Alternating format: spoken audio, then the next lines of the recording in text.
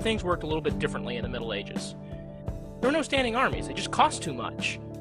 So if you were a king and all of a sudden the Vikings were showing up on the frontier, you had no army to fight them. It's okay though.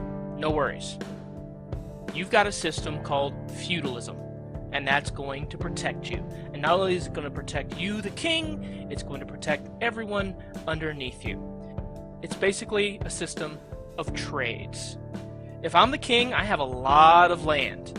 The Middle Ages was all about farming, so land's important. Well, here I am with a lot of land, and I have a lot of family members. I'm sitting there looking at them going, here's what I'm going to do, family members. I'm going to give you pieces of the land. We're going to call those fiefs, which is a funny name, but there it is. I'm going to give you a fief, and here's what you're going to do with it.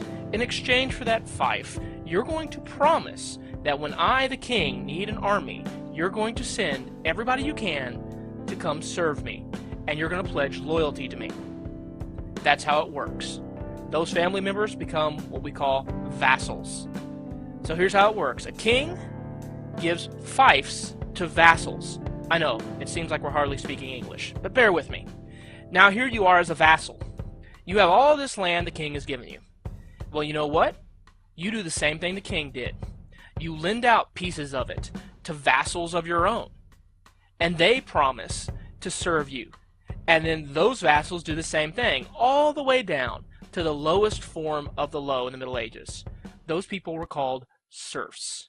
Serfs were not quite slaves, but they were tied to the land. They could not leave the particular piece of land where they were born. They were part and parcel of that land in the Middle Ages. Economically, we call this system manorialism, because a manor, which is where the Lord lives, has, pieces of land around it, and basically it's its own little self-contained local system.